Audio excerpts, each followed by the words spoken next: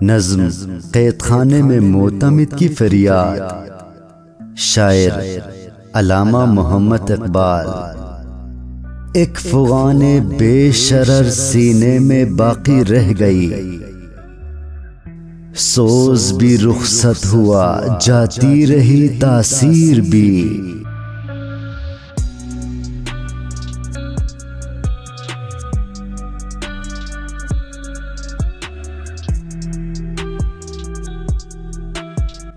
मर्द हुर जिंदा में है बेनीज़ो शमशीर आज।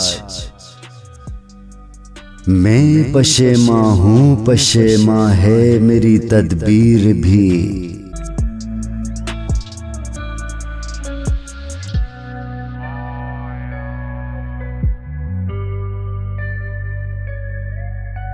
खुद ब खुद जंजीर की जानिब खींचा जाता है दिल। थी इसी फौलाद से शायद मेरी शमशीर भी।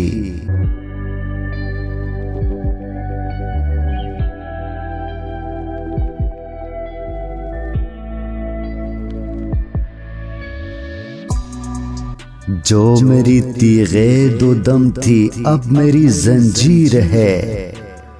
शौख़ बेपरवाह है कितना खालिक़े तकदीर भी।